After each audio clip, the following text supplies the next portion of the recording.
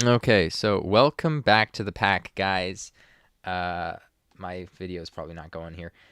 Today is start of week 27 for Arena, and we got the Arena Watch podcast. I'm your host, Pack Demon. We got Trop here. We don't know what happened to Celery. He might. Oh, there he is. Uh, but yeah, we kind of did pretty decent this week. Looks like we all hit top 20, including Starscream, who's not in the chat, but he's here somewhere. I'm sure He's always here, our most loyal viewer. he is our most loyal viewer. He should also be a contestant on here, but he doesn't tend to show. Yeah. I mean, this was his week. This is definitely his week. He should have shown. That would have been really cool. Let me throw up the chat though, because the chat's not showing quite yet here. Um, display capture, window capture. Okay. Discord full. This one's Studio YouTube. Let's try that. There we go. Let's also make the chat smaller. I like the background here, so we're going to make the chat a bit smaller than usual. And there we go. Let's see. Did you put it down to 425? Oh, no, I didn't. You Okay. have to do that. There we go. All right, cool. Cool beans. Looks half decent. And that's what this channel is all about, looking half decent. Let me throw out the adverts. I think nobody has any idea we've started the podcast quite yet. So we'll throw this out there for everyone to see. So how'd you guys do this week? I'll let you guys start while I try to throw everything out there. I'd say I did pretty decent. Lucky number 7. So finished top 10, collected some of those medals. Unfortunately, day 2 I got crit, and those were the only points I lost. So it is a bit bittersweet, but And top 10 is top 10 still. that crit could have been avoided. I I don't think so. I was looking back on it. If I didn't do exactly what I did, Then you their would have. Bianca probably would have ran back and like oomphed one of their units that was at the back. Like it would have gone pretty ugly. I mean, it might have been So I set don't. to what do you call it? Fight to the death or whatever it's called.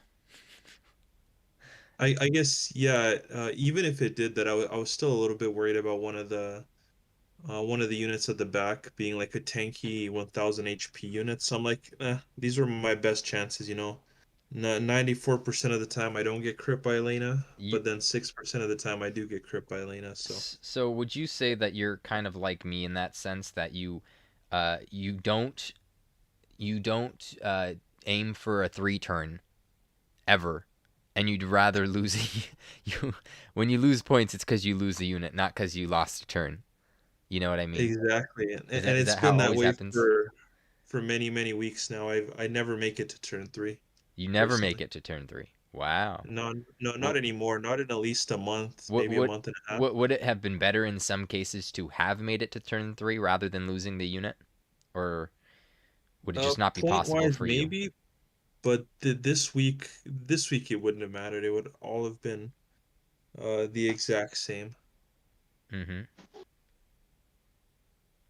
Yeah, because it's the same amount of points. I would have finished maybe fifth instead of seventh. It's not a huge deal. And again, I had a 90%, a 94% chance of getting another win this week. So you know what?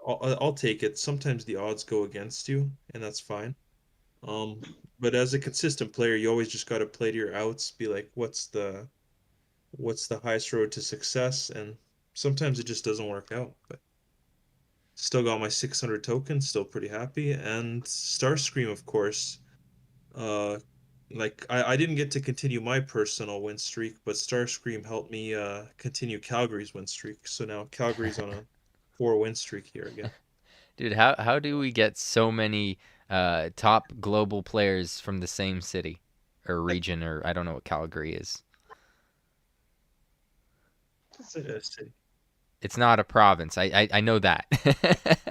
You guys have provinces instead of states and MPs instead of, I don't know, House of Representatives and senators, and maybe you guys still have senators. I don't know, but you We can definitely start have roasting MPs. Pac on his knowledge of cities and stuff. He'd be like, "Oh, Canada on the map? I thought that was somewhere in Asia." Yeah, you guys are like really huge surface area wise, but um, you have like a tenth of the population of the U.S. It's kind of strange. Mhm. I'm assuming everything there is pretty jam packed into the cities, and most people like in order to keep infrastructure high, you know, uh, people kind of probably live closer together, given that it's a cold environment in Canada, and it's better to have everyone living closer together so that way there's infrastructure to kind of support people. I don't know. That's my assumption. You need modern Yeah, amenities a lot of times because it would suck living in a cabin in I don't know, Canada or even Alaska. yeah. I don't know. I mean, it's fine. It definitely gets a little bit cold at times, but uh, otherwise, yeah, it's the same. Cities aren't actually that close together. We have a lot of like prairie and a lot of mountains, like a Oh no, lot of not unused that things are space. close together. I mean that people are close together. So where they are together, they're densely packed with each other rather than spread out. Because if you look at America, everything's like mostly coastal cities, like all the population's mostly towards coastal cities. But Mhm. but we still have a lot of people spread out throughout the country. Yeah, 330 million people, it's inevitable. But yeah. I'm assuming Canada's more centralized. Everyone's in a big city most of the time rather than in the rural. I could be so wrong. I don't know. I'd say it's pretty evenly distributed through everywhere because, yeah, here we don't have that many coastal cities. We pretty much Do you have a just lot of have rural a places more than cities?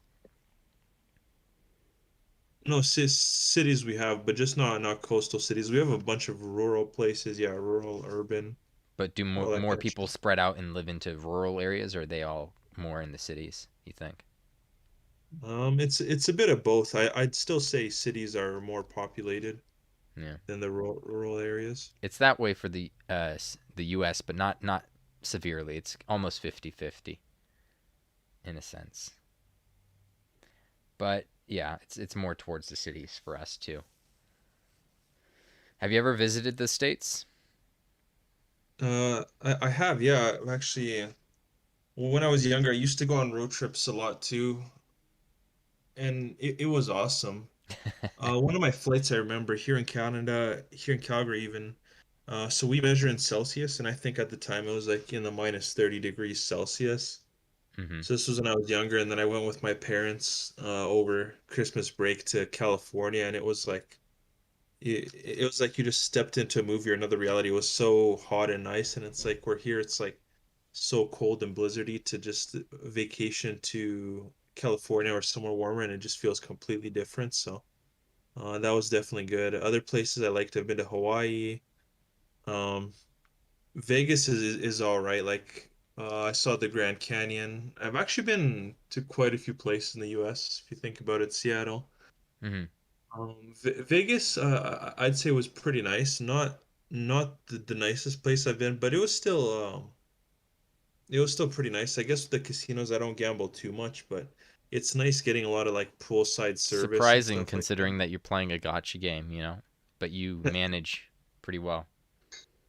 Yeah, well, even in Vegas, I didn't really gamble. I just played the slots a little bit for fun, won a few $100s and then stopped. And then when I was visiting the UK, honestly, dude, this is the craziest thing that happened to me. I walked in a casino, I saw this like Monopoly slot machine, whatever. I played for like 5 or 10 minutes. I won £2,000 and just stopped. Like that's what helps me in gotcha. I just have really good self-control. I'm someone that knows how to stop when they're ahead.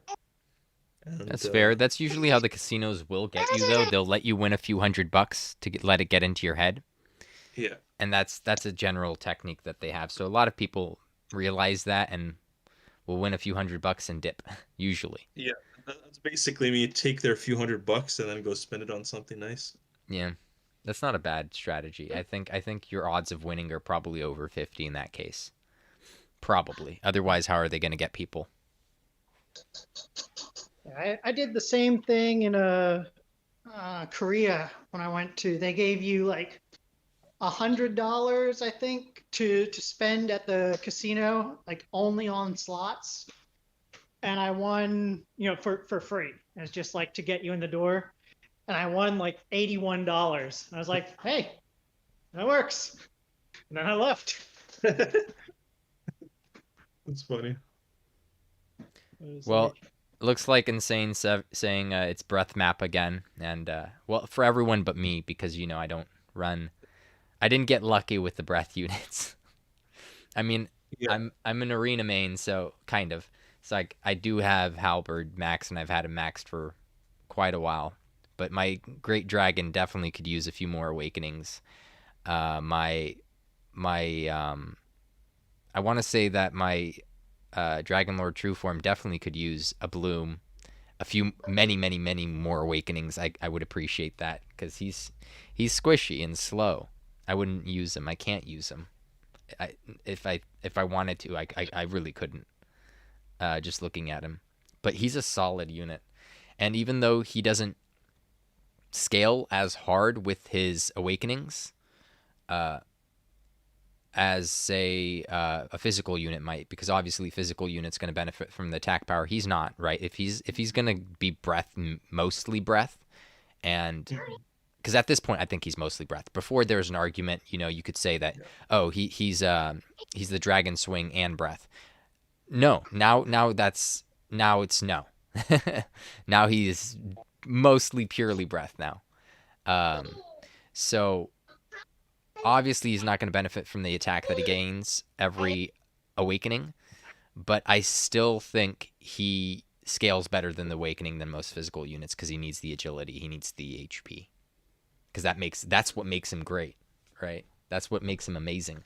Is those yeah, things are those things, should I say? Um, yeah. And for Dragon Lord True Form, even if Dragon Swing's not his main move, just occasionally as a niche when everything's super resistant to frizz and you can reach him, it is kind of nice to have a little bit of a rolling attack type of thing.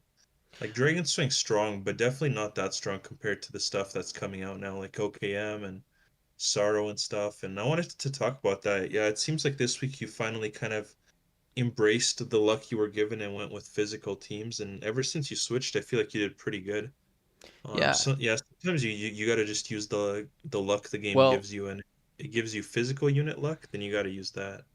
And, I knew that Sorrow was going to be good this week because he's whoosh resistant. I didn't realize that he would be that good.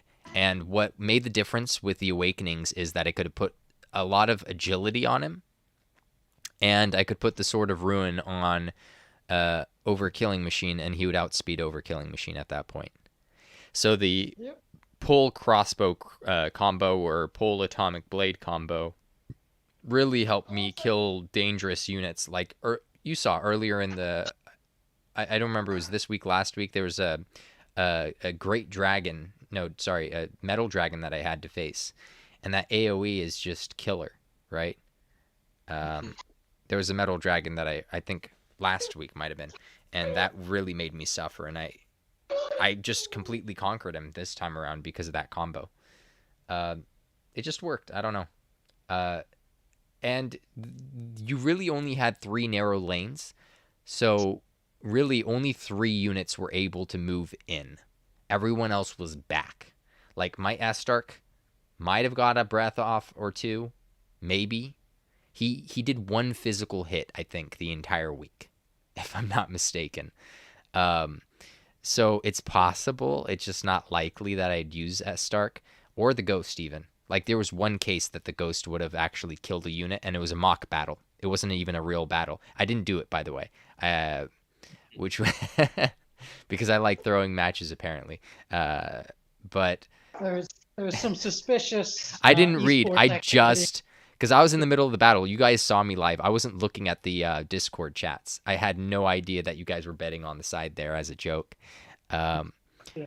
but That's what made me. that was so funny. That like my nature, my nature as Pack, I have to ruin things. Things are going just well, and it's like, you know what I could do for fun. Because it's me, right? So I had to. But that ghost could have killed someone this week, and he really didn't. Other than that, he wouldn't have been useful anywhere else throughout this week, other than maybe one time, I think. Really, ghost didn't do anything, and he cost me points, I think twice or three times. I can't remember. Twice probably. So he was more of a harm than good, should I say? So I don't know. Yeah, 'cause I don't think he went Stark was through. literally just his leadership and a little tick of damage from breath and nothing. So, and Ghost was nothing almost this week. So I mean, if I didn't position him where Squall Slash would have been for Kiefer, then my Kiefer would have went to that position, would have Squall Slashed. I would have got a 128 instead of 124. So many things like that kind of happened to me this week, and that's just, I don't know. That's kind of what happened in a sense. Yep. Yeah, I know you mentioned that at least later in the week on the stream. Like, you really have to look at your expected damage and healing, and be like, does yes, I could heal, or yes, I could do some minor damage with Ghost, but is it worth the risk that if a unit moves into this exact position and I need to be where Ghost is, is Ghost actually getting me a benefit, or is it just negligible? Does it matter at all? Is it going to keep something alive or finish off slash allow a unit to be killed that would otherwise live on a sliver of health? Because if not, just like you did towards the end of the week, just leave him in the back. If he's not getting you a concrete benefit, it's a larger risk of him blocking a space than it is, that you miss, or that than the Yeah, benefit that he's getting you by not doing anything, really. yeah, I'd say that Pax Ghost has died mostly due to negligence in the early days. On charges of negligence. Because we saw that he died to a Kiefer on like a 240 hit. That could have easily been avoided with any HP gear. So we find the defendant guilty on murdering ghost charges. Negligent homicide. It wasn't murder in the first degree. I wouldn't even say it's homicide, because it's already dead. So it's like damaging, just straight negligence. You can't kill the ghost. We killed him twice. I mean, he's an undead unit, so that means he doesn't get to be resurrected in Dragon Ball Z anymore. That's what that means. So Yeah. Dragon Balls won't work. Video froze again. I guess I just have to keep it open, otherwise it'll freeze. I have my screen. I found a white image. I literally typed in 255 space 255 space 255, if you know what that is. Found a stock image of pure white, so that way it brightens up my face a little bit more from the display. So yeah, but I have to have I guess I have to have the Discord window open, otherwise it freezes every like few minutes. So I'll keep it open then. But that's why it was freezing. Yeah, so a bit of negligence on my part. Maybe some of my other units might have died. I don't know if I died to any crits or anything like that specifically. Just there might have been a few areas in which it was unavoidable, I think, and I would have lost points even if I wasn't negligent. So other than the ghost mix up, I don't think I had many other mix ups this week. I think some of them were just unavoidable. But the sorrow thing really helped, and I figured out what play style eventually. I nailed the map because I realized, you're not gonna be able to attack with 2 of your units here, basically. So you're gonna have to rely on the damage from the main 3, and keep them safe enough that everyone can move in, and then you could run in for the AoE on turn 2. Because I was mostly doing single target damage on turn 1, if at all, really. So there's that. Anyways, we do got the map for the next week. Looks like I think I have it up here already. Yes, I do. Yep. It's to the left there. It's a map that I believe we've had this map before. I believe we've had it before. What do you guys have to think about this map?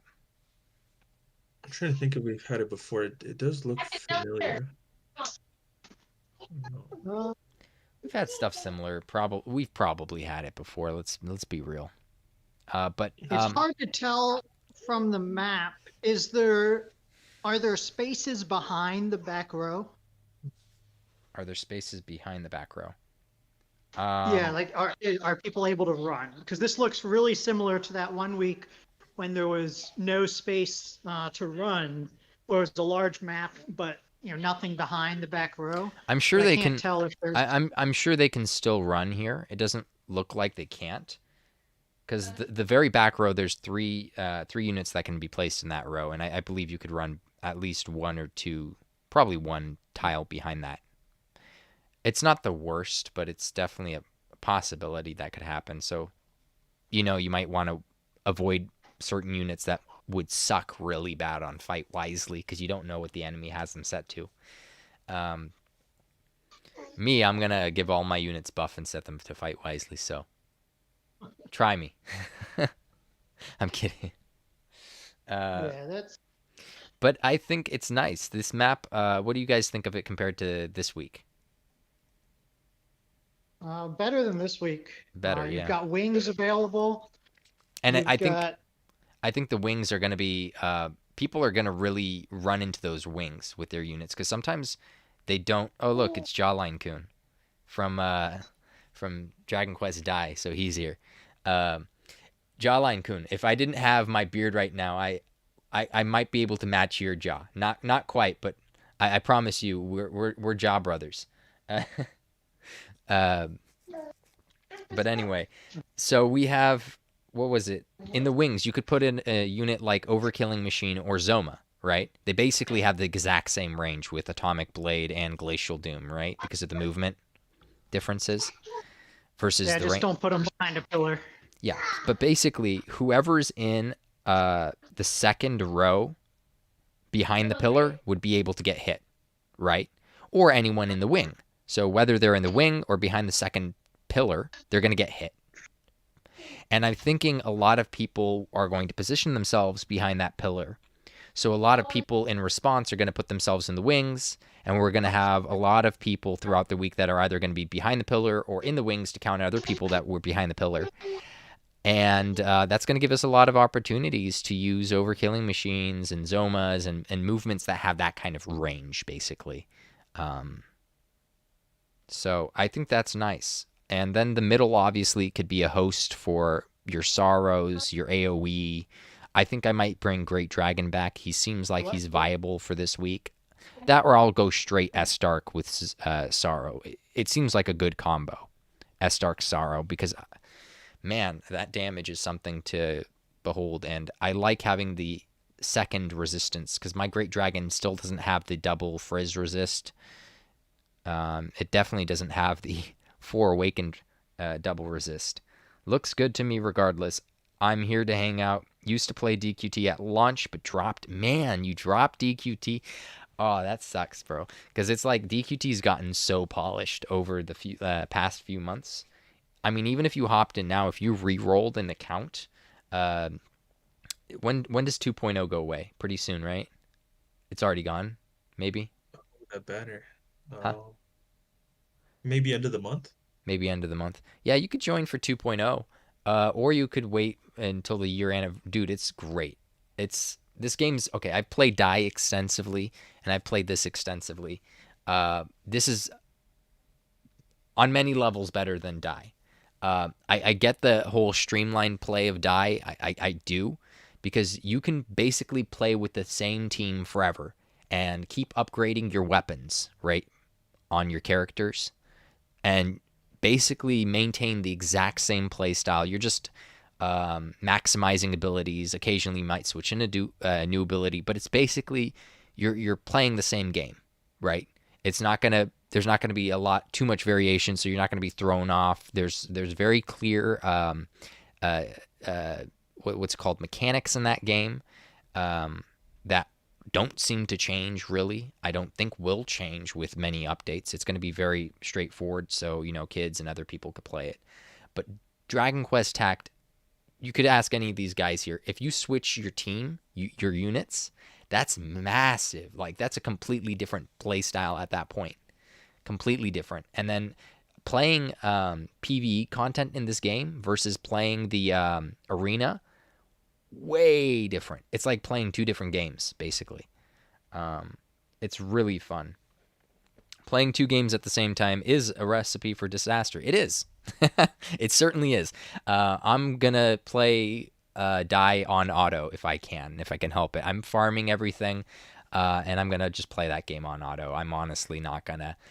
I can't. If I have to manual everything in that game, I can't play it. I just don't got the time. It would take too much time out of my day. There's no way. So hopefully it's just pretty brain dead enough that I could mess around there. I have like 70,000 gems in that game, which basically buys you the same thing that it would buy you in DQT, for any people from DQT listening. So I have 70,000 gems there. I'm gonna save, and I don't know how much I'm gonna save, but I'm gonna save a ridiculous amount before I actually spend, and then I'm gonna cushion, ride that wave on auto forever. I don't know. Hopefully, die is perfect for chase. I don't know about that. Could be, but if he could play it on auto, yes, it is perfect for chase. If he spends a few $100, he could play it on auto. It's perfect for chase, sure. You skipped over Starscream's question, our loyal fan. What is it like, TropicalVisions, what's it like playing with different units? Yeah, I know why he asked me that. He asked me that specifically because every time someone's asking me, "Oh, what are you bringing for Arena this week?" I show them like a 5-week-old picture of a 240 weight team, and then I do that every week. It's like, oh yeah, I change up units sometimes. When it goes from 240 weight to 225 weight, I take out the gremlin, I put in the ghost. I like to get experimental around here. So yeah. Dude, the way you play DQT is more die than die is, if that makes sense. Because that game, there's not a lot of variation, and you're more rigid than that, which is it's something else. Oh, I guess on PvE you struggle though. That's the difference. I do struggle on PvE. Yeah, that's where they kind of force you more to switch and play by the rules.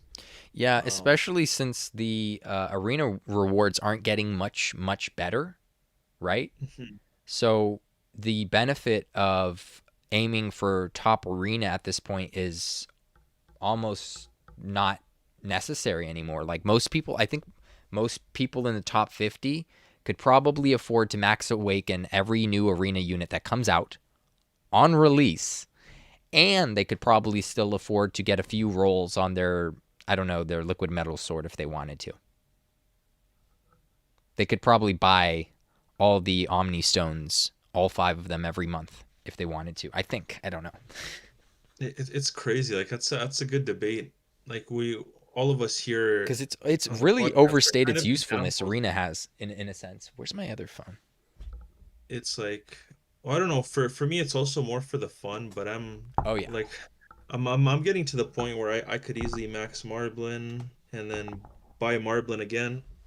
Maybe like awaken it to 3 or 4 times. Like it gets to a point where you don't actually know what to do with the tokens. So I'm hoping that they introduce more stuff to the arena shop. But again, this is Like probably not just like units, but also armor and weapons. Because what's the yeah. point of us having all this?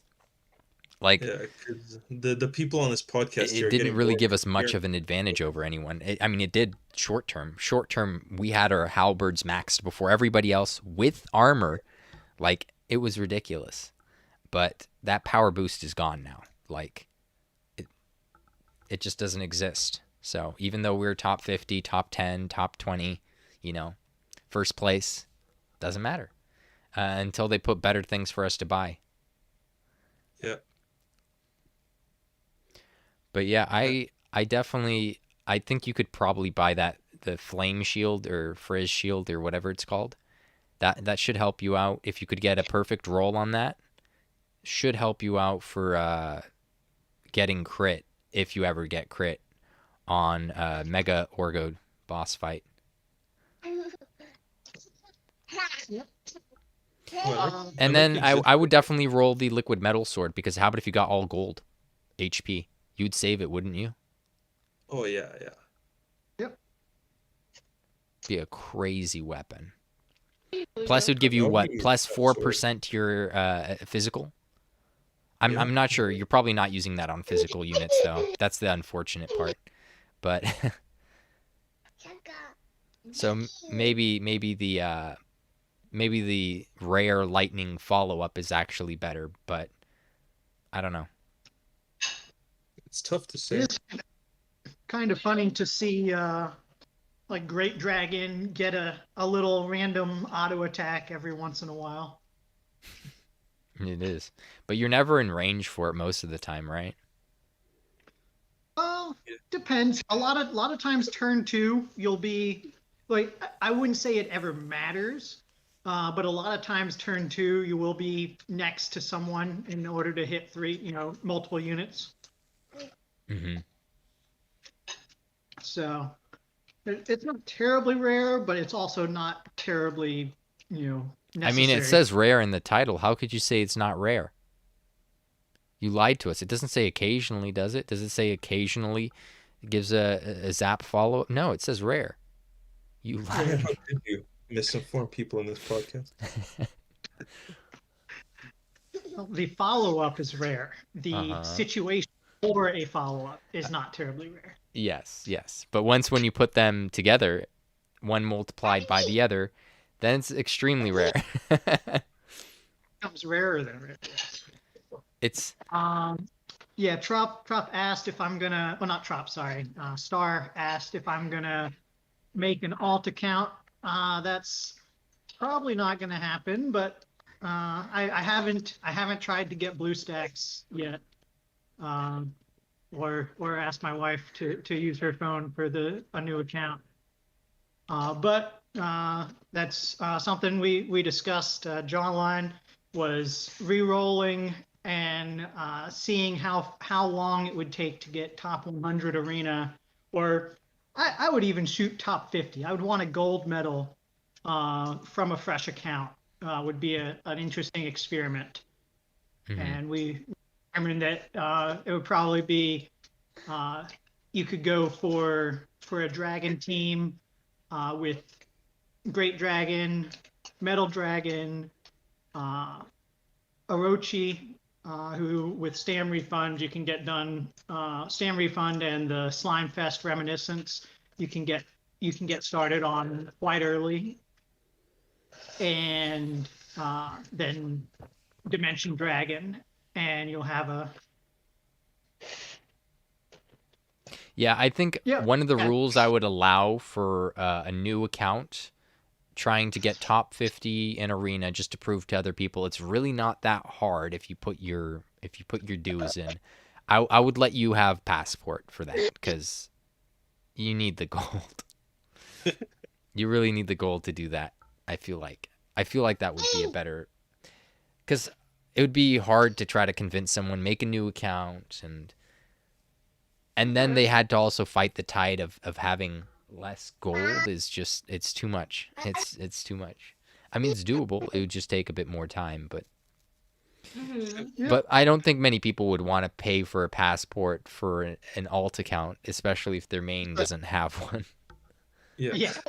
Yeah, that would be like, for a more,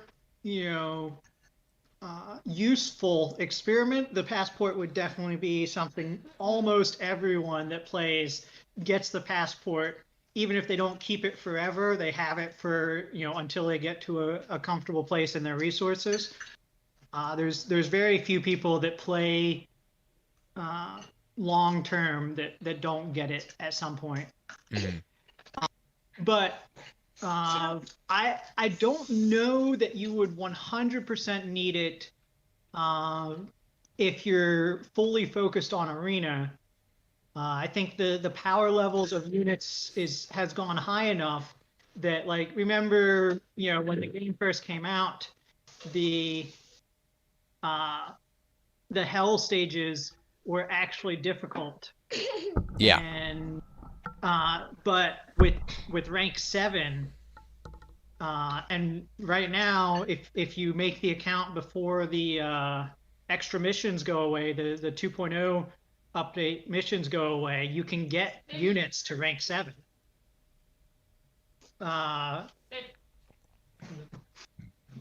Yeah. Well, I'm gonna say that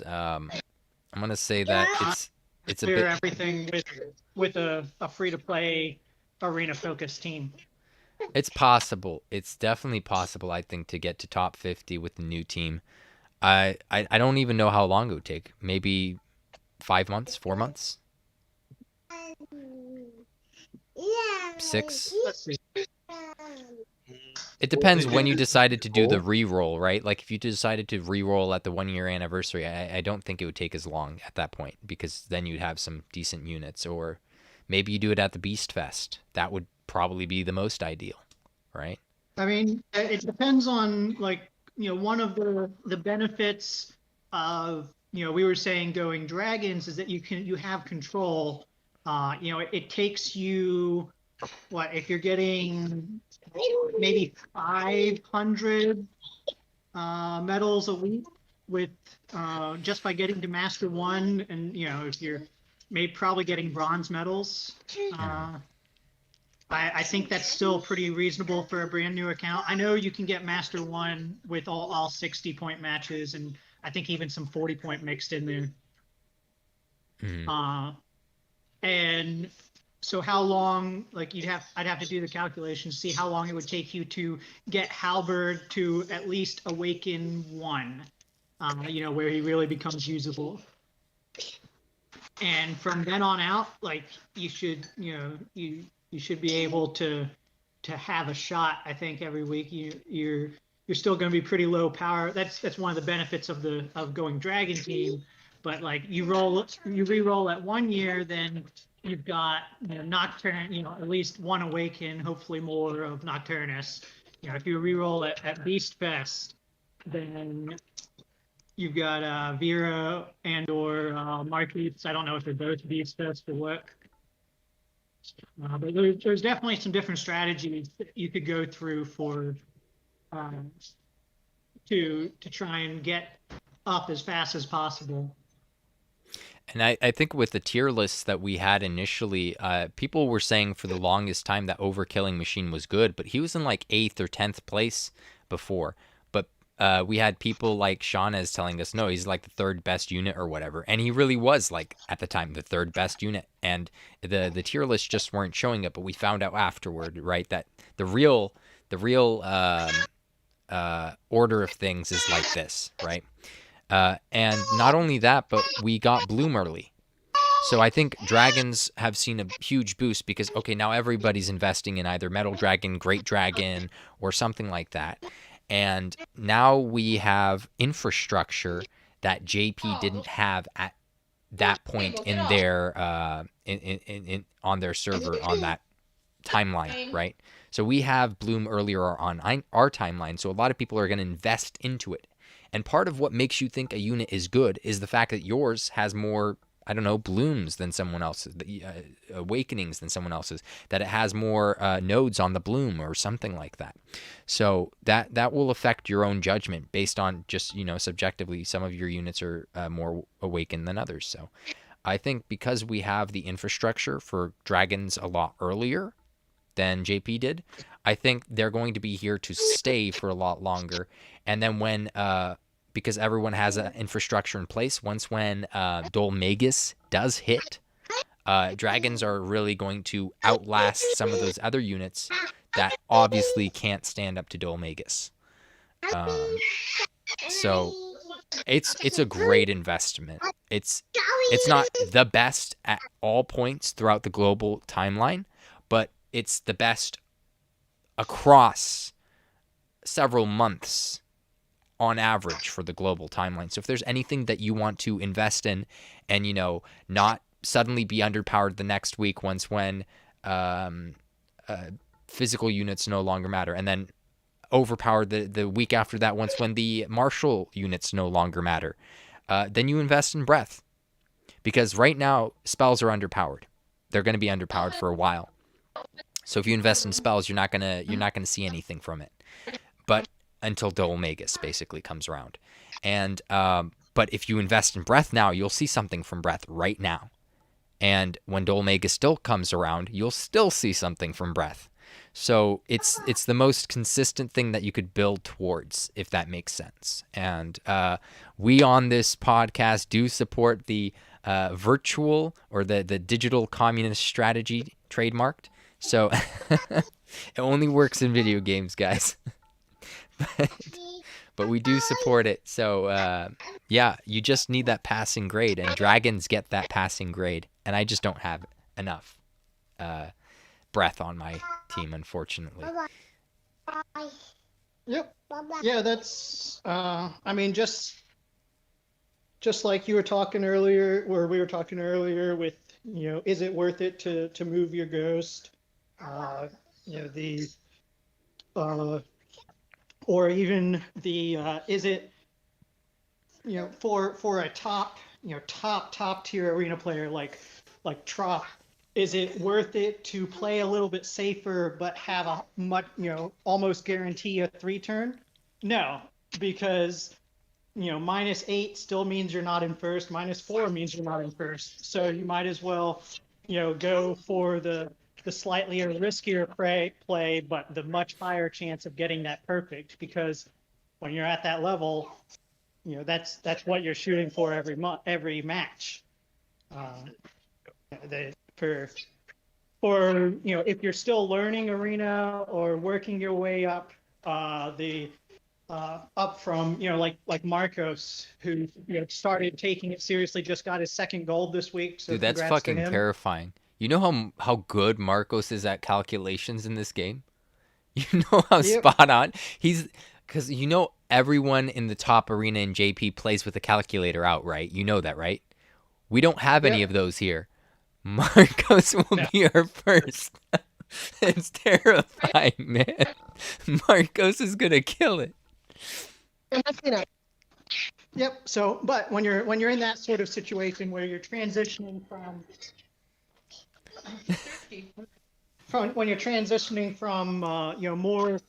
more relaxed, casual to taking it seriously, that's when you start looking at, okay, this is a safer play, and this, not losing a unit here, helps guarantee that I get the gold this week. And that's a big step forward when you're starting to really focus on arena. Whereas this is a riskier play, but it helps, gives me the best shot at rank 1. That's a separate. Yeah, so he's definitely gonna have to learn all of the strategies there, even if he does have the math down. But the fact that he has the math down already means that he could devote more time to the mechanics, to turn order, to placement, to whatever. I don't think he's gonna have that hard time figuring it out, honestly, just judging by how smart the guy is. I think that the only thing preventing him from being the top arena player was the fact that he didn't try. That was the only thing. Pretty soon we're gonna have to pull him on this podcast, and then he's just gonna do it all by himself. Then he'll have the math, he'll have the mechanics, then he'll just have to develop a podcast personality. I'm sure the guy can do it. Yep. Marcos is great though. We love him, man. He's a gem in the community. Yep, he's always been great help with the math side of things, but now he's starting to do clear videos and such to As well as also like help on that side. unit reviews for blooms, and yeah, definitely. So, uh, It's saying Marcos Gaming to check him out right there. Marcos Gaming there, yeah. Look up yeah, he's Marcos here on Gaming. YouTube. He posts fairly regularly, at least every week, for a unit review Get on Shrek'd. Reddit. Marcos is love. Marcos is life. Nice. It's gonna be hard to dethrone Trop and Zero. That's true, I guess. Yeah, you never know. Zero did first place more weeks than pretty much anybody else. So Yeah, Zero is the rank 0 player in global. It's like saying rank 1, but you're banned, so it's like you don't exist. So rank that's 0. that's that's a non-existent number though. It's an imaginary number. That's not even zero. You can't divide numbers by zero, Trop. Non-existent. But you can multiply numbers by 0. Okay. Okay. And on the leaderboard, his rank is 0. I Or mean, you his could use an it's imaginary not. number as a placeholder number. That way you multiply it with like another number to get back into real world numbers again. But you can't, it itself isn't real. But it mathematically has a use. Zero is like one of those myths that people tell in the folklore, like people tell the legend of Bigfoot, Loch Ness Monster. Now people tell the legend of Zero to the newer players. Yeah, who knows? He might rise again one day and get first. So we got a I'm gonna make that question happen. from If anything. Exist. How much thought do you put into agility and manipulating your unit's turn order? So Well, I just said pretty it good amount. this week, right? Because I put Sorrow as a higher agility than my overkilling machine, and I succeeded in doing that because he had 3 awakenings. Mines does, and Yep. I had okay rolls on my claws and my robes, and I gave the Sword of Ruin to OKM because he was just too damn fast. So there's my example. So you guys could go ahead. Yep. Yeah, for me, a big one, might have come play a few times recently, but just consistently is my halberd. I always want to be able to outspeed White King and one-shot it with breath. So I'll put agility gear on him, and I have that B rank sword with plus 4% damage on his breath. Really? So that before rank 7, I could one shot and outspeed up to 4 awakened 110 White Kings. Is your Okeana sword higher HP than your platinum sword yet? Oh yeah. You could roll your platinum sword for breath now. Then once I have some gold. Once you have some gold. You do have the the alchemy stones, right? Yep. Yeah, I've got alchemy stones. I do all of the weekly missions every week. So sometimes it's not just turn order to consider, though. It's also agility, because like this week, I realized that there was a time that I hit Zoma, and I was like, okay, but I could have totally missed, and that was luck, because he was faster than me, right? With what was it, with my Kiefer, his Squall Slash. And then the next time around when I fought Zoma, I made sure that Kiefer was faster. Sure, I'd only get to hit him once because I outsped him, so I'd have to hit him on turn 2. But I guaranteed that I hit him on turn 2. And I guaranteed that I didn't get hit on turn 1 because I stayed back. So that was the digital communism strategy right there. Or, yeah. Yep. TM. Trademark. Yep, TM. Yeah, and I normally don't have too many examples, but I have an example this week where I tried to consider agility and turn order into effect. And I'll tell you why I say tried, but essentially I usually don't. Like I'm normally too lazy to do Your that breath stuff units, either. and they're already fast. You don't have. You almost don't have to. Well, that's the thing, and that's what I thought too, until I got crit by Elena Oh, because my Great Dragon was faster. So what I tried to do a few times when I'd see an Elena with like two awakenings or three awakenings, whatever, I tried to put the Sword of Ruin on my Great Dragon. Turns out that I still couldn't get it to be slower than Elena, so all I did holy was shit. cut myself a little bit of damage. But I mean, that's something you learn is that Great Dragon is incredibly fast, and Sword of Ruin might not even slow him down as much as you need to. It would slow So mine down. that's Mine doesn't have that many awakenings. That's crazy. Yeah. yeah, the slowest I was able to get mine is 454 agility, which just What wasn't the enough. That outspeeds my two awakened overkilling machine. And that's like And one of that's my me trying fastest my units. hardest to slow it down. Damn. Yeah, That's yeah, me Great max speed Dragon. not slowed down, so that's crazy. Yes. That's really a good point to bring up while we're talking about agility. Is you a lot of times, how you try and operate your strategy depends on the speed of your team. You really want to have your team move together, because if you've got one fast unit and then a bunch of middle to slow speed units, that one fast unit gets targeted by everything, Yeah. and that a lot of times that's a recipe for disaster, where you lose your great dragon like 5 times in 1 week. Uh, It but might have happened to me. if you're all fast because you've got all 5 awakened units with blooms, then you can move all before the enemy team, or mostly, they maybe have one fast unit that outspeeds your slower units. But you spread out their targets, and so they don't all focus one unit. And same on if you're running a slow Or team. I know some people are running casters where you kind of, with the new arena AI, you kind of let the enemy move forward. You take out 2 to 3 of them turn one, and then the remnants can't kill off your guys when they move before you turn two. also the fact that you do have multiple awakened units not just only spreads the damage out. You might wipe out most of their team anyway. So there might not be any damage. There might not be any retaliation that they could give you, especially if it's AoE. So there's that too. I mean, that's how Trop does it. Just wipes them out turn one, and what remains on turn two can't really do much, put up much resistance. That's exactly it. Yeah, You break I their just spirit. I cripple them, break their spirit turn one, and The then yeah. bottom there. Yep. With his whale team of all max awakened units.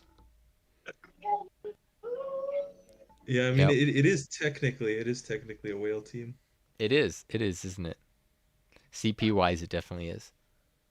Yeah, when people look at my CP, especially because I teach all my units moves, they're probably like, "Holy shit!" Yeah, and you're at 120, so technically, remember when was it Nibs was the first ever person to have like an over 25k CP team with unlimited weight units, right? I think so. Yeah, he had some insane. I think you could break past that, right, on weightless weeks. Can't you now? Yeah, on even not on waitlist weeks, on 240 weeks, I can break past 25K. Do you break past 26 yet? No, I haven't Weightless. had a chance to do a waitlist week with all these units, so But I if you don't were think to I've put together mock team right now, would it be over 26k? 26K. Yeah, yeah, Damn. because the team I use to brute force single player content is over 26K. So yeah, that would Do you be have anything over 27, or is it 26 is where it? no in the range of 26 is where I'm kind of chilling for now. Okay, that's crazy, man. I think my team this week was 21k. I can't remember. But I saw Yeah, a guy, that is Szechuan, pretty in crazy. 13th place. He did pretty well.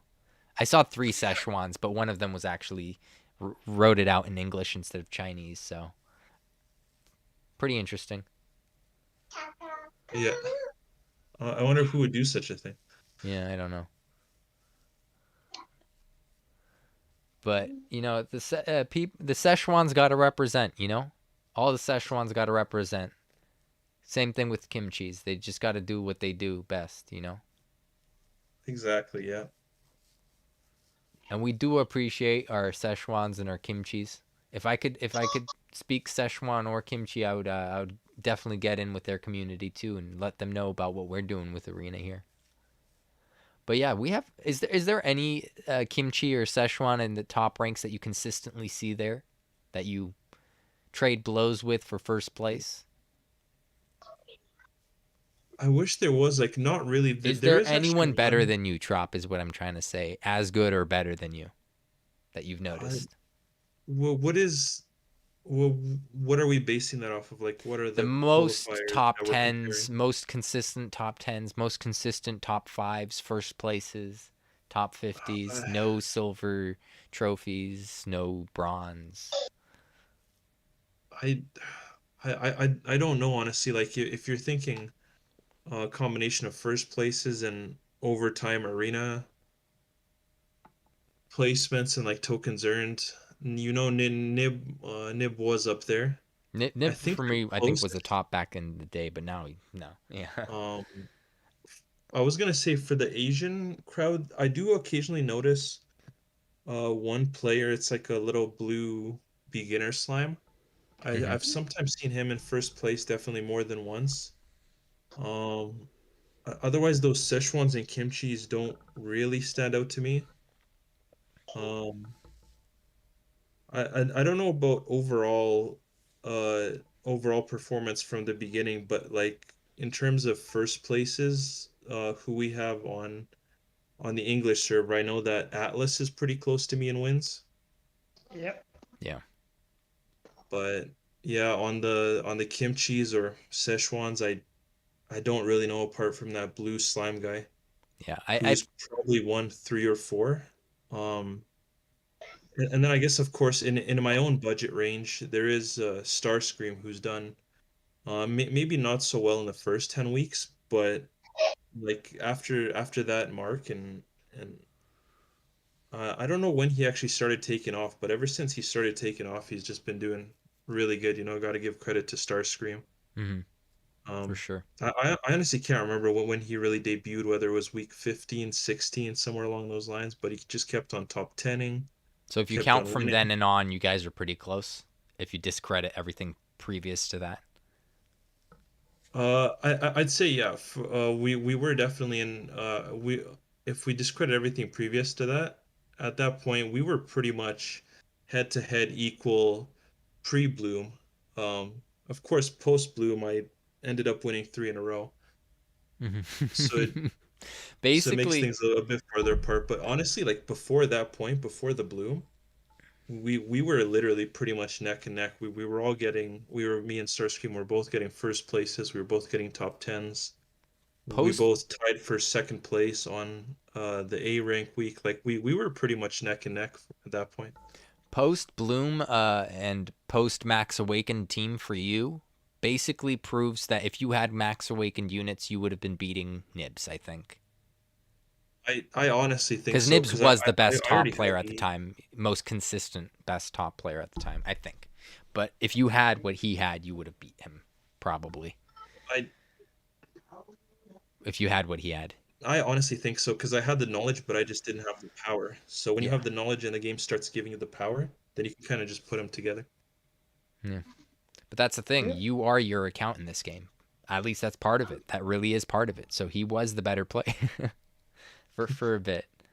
Uh, because he played it. You invest in the game, you put money into the game. Yeah. That's one way of winning. That's a strategy. You work a job in real life, you make a lot of money, and you have money to throw around. So that's a strategy. Yeah, He'd been playing the game for a very long time, basically before you had even begun. yeah. I mean, In a that's essentially sense. how it works. Yeah, he had everything max awakened, and I was impressed. I still managed to keep it close. Like before he quit, I was maybe like 200 or 300 tokens behind him because I know that first place uh, set me forward quite a bit, and then I guess by the time he quit, I was just a few hundred tokens behind him. So we each got our um, the S part of the shop cleared out at the same time. Okay. And then I don't know, I guess he just got burnt out because he really wanted to get a first place. And he saw me get it, and then he saw Alti get it, and he saw a few other people get it, and Yeah. There I could have don't know, been a he was few just different getting way too reasons burnt out and trying to get probably too first much of place. investment, He was way time, too fixated on it. and then sometimes, you know, he clashes heads with the community, so depending, Yeah. you know. For me, I never clash heads really much with Nibs because I'm an easygoing guy, so it was easy for me to deal with him. But for other people that are less forgiving, it's a bit harder for them, especially if they have Nibs' same exact personality. Then they're really going to clash heads because none of them's going to give way, and both of Oh, them are going to be offended in some sense. On not like or like offended and then say I'm not offended. I'm not offended, but it's like you're really defensive right now. I'm not defensive. So it's like whatever. I don't want to perpetuate this loop. So it's like I'm just gonna yeah. stop and tap out. But if there's two Nibs, they don't stop and tap out. It's gonna go on forever, which did happen. Anyways, but I think that covers most of the podcast. There's one last thing I'd like to talk about is permutations or just different combinations that you could have for units this week. What are you guys looking at for a typical 240? What's a nice mix? And are you going to hit max weight, or are you going to go like 235 or underweight, you know? So I know Trop's going to reach max weight, right, Trop? Yep. Yeah, I was gonna say Starscream already said he's gonna laugh because he already knows my answer. You know, after a lot of thinking and a lot of effort put into it, I decided that I'm just gonna bring the same 240 team I do every time. You know, it's you get a little bit creative with it. Putting Gremlin. Nocturne says who's Szechuan. Well, you'll have to figure that one out on your own. But yeah, there's a lot of Szechuans out there. A lot of Szechuans. A lot of kimchis. They do all right. Yeah. They do all right. I I think I'm highly likely to do the same as Hero Week, with only replacement now that I have Rough. I'll use Rough instead of Deborah, and running the 65 weight, 60 weight, two 50 weight S's, and the 15 weight Saber Cub. I think that's going to be fairly strong. I mean, I'm sure I'll have to make sure I don't forget that I don't have that 50% whoosh potency anymore, and try to go for kills that I can no longer get. But Rough still hits like a truck even without that 50%. So with Yeah. the 4 move, the 6 range, I think he'll still What be weight did that put you at again? I valuable. wasn't. I was so focused on listening to like your strategy. I forgot about just calculating. Was that max weight that you hit right there? Yeah, that's max weight. Yeah, because the hero change yeah. hitting 60 weight really makes it difficult sometimes. Yep. But Yeah, what do you? so I mean, the only time you're 60. go ahead.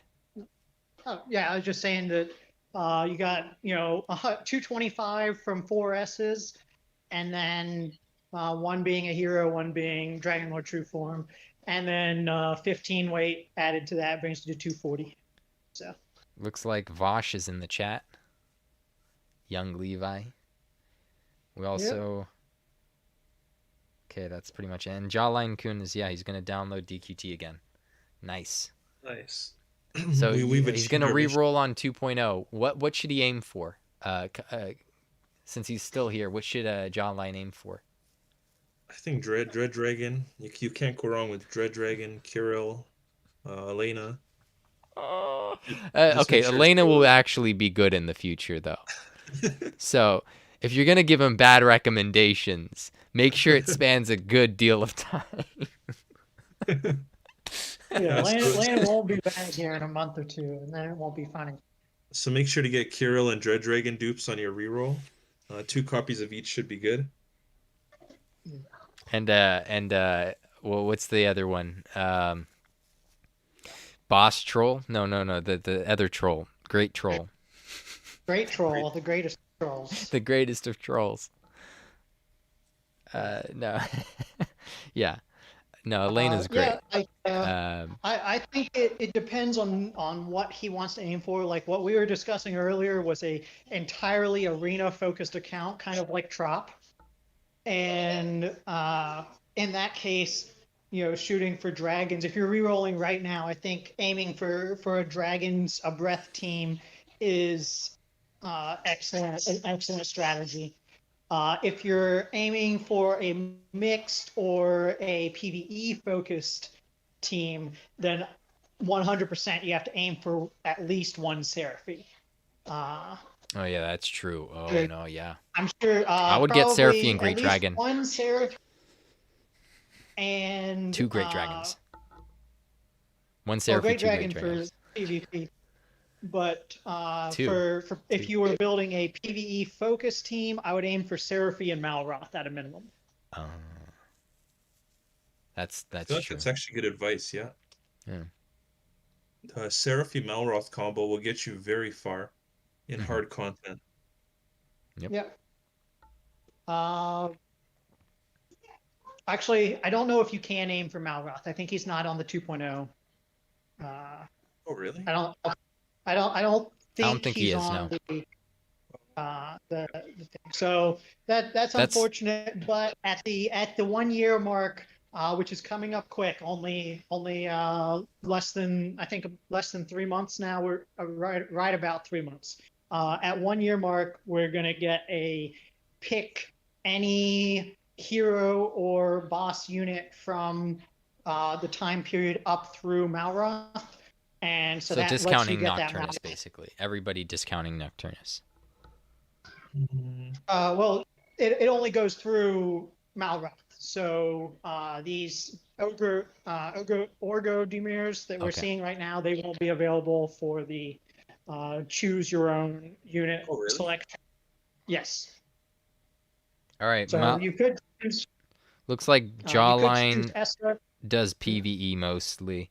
The PvP really isn't PvE. I mean, PvP, it plays almost like PvE. It's an arena, like you face their bot team, basically. Like an AI controls their team. They don't actually fight you. So it's not actual PvP. But yeah, I mean, if you're going with the PvE focus, the true PvE, yeah, definitely Seraphie and Malroth, like Celery said, and Trop agreed. I think we all could agree on that, though. Yeah. Yeah. The only hard choice, and tell me if you agree with this or not, but when the 1 year comes around, it's going to be, at least for me, a really hard choice between Malroth and Ruff, assuming I don't have either of them. Oh, that's going to be easy. Really? If you don't have Malroth, I would go Malroth. You have so much damage from other units. Like, where are you ever going to use... How many more situations would you be able to use Ruff in than you would be able to use Malroth in? Ruff covers situations that you pretty much already have covered, mostly. And yeah, Malroth would cover way more situations that you don't have covered. Way and Malroth could honestly be great in a martial PvP team. And that's what you're going with Dolmagus, right?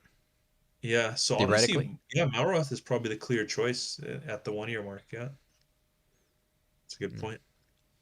Good Especially, for PvE, good for PvP. He's one of those ideal units that's good in both. How's your KSS looking right now?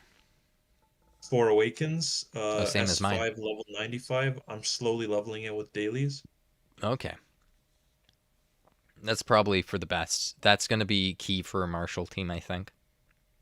Mm-hmm. He's going to be akin to Halberd for a martial team, but better. Yep. Even Insane agrees. Yeah, Malroth is He's going to do more damage. So it's going to be crazy. Yeah, Malroth is best pick. For sure. So yeah, Malroth. I would try to get 3 units at least. I know 2's probably the bare minimum. So you get Seraphie and you get Malroth. You don't need multiple copies of Seraphie. If you got like 2 copies of Seraphie and 1 Malroth, don't think that you succeeded, right, in getting 3 units. If you got 2 copies of Malroth and 1 copy of Seraphie, you succeeded. That's fine. Because Seraphie, you could get a Awakening. Oh, he doesn't have the slime vest. He doesn't have all the metal. You know, he'll still be fine. But getting an Awakening of Seraphie, which should be pretty easy through Reminiscence eventually, will be easy, I think. And relatively easy. Yeah. And just what we were just discussing, Malroth isn't going to be something you can get immediately because it's not on the 2.0 banner. Yeah, so it's better that he gets 2 Awakenings for that than 2 Awakenings for Seraphie, right? So he would have to wait for 1 year anniversary to get, but he gets to pick Malroth. He's guaranteed 1 at 1 year anniversary, and then with all the Reminiscence that's out, he should be able to easily awaken Malroth with the fragments, because there's been like 100, well over 100 boss fragments in the stores. Yeah, but if he gets Malroth right now, he definitely should probably on the 1 year grab Stark. Because there's been so many boss fights that Stark was so good for me. Like consistently. I'm not saying I don't think Malroth is going to be available till 1 year. Well, oh yeah, it's not on the 2.0. Yeah, it's not on the 2.0. Shit, you're right. Not on the Golden Week banner. So he should go Stark and Seraphie then. Yeah, that's a really solid recommendation for your target. Sorrow's a strong unit, but he's no particular PvE or PvP focus. He's just a generally okay unit. And if you want to reduce someone's bang resistance to do more damage, he does that. But definitely Stark's better of the two. By far, I think he would be better in PvE. The fact that he just buffs himself, attack ups himself every time he's attacked. Like, so I would get 2 Starks and 1 Seraphie, if you could, with the, he's on there, right? He might not be on there. Is he on there? Yes. Okay, so get 2 Starks and get 1 Seraphie if you can on your reroll. If not, you might want a Great Dragon in there. You might want, yeah, Great Dragon, pretty much. Great Dragon, Metal Dragon, I say would be another high priority target. He's very good for both PvE and PvP arena. Like you said, it's not true PvP, but and then Great Dragon, I think, is definitely much more focused arena. He's only got 1 element. He does 1 thing. He does it really well, but he's not as versatile in the PvE content. So that's if you're not focused on it, I wouldn't be too concerned about that. But the at least 1 Seraphie, like that's the top priority. 2 Starks is the next top priority, and then if you can. I'd say Metal Dragon or Dragon Lord human form is another one that's starting to get a lot of use with his bloom, both in PvP and PvE. So those are where I'd rank it, and also Start all of those they let you farm the more difficult stages, as Nocturne mentioned earlier. Getting to the point where you can actually farm your materials is for those of us that started early on, that was a big hurdle. But with proper strategy, you can, like getting an Awakened Stark to start the game, you can, and Seraphie, you can make it through a lot of content that was originally quite difficult. Yep.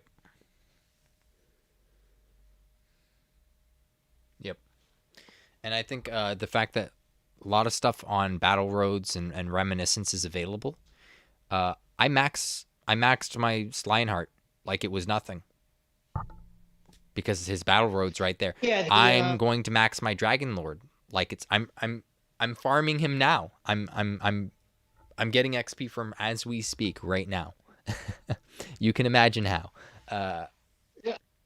yeah, it's But I think those of us who have been playing, it's much, it's less noticeable. We notice it, but it's not a huge focus.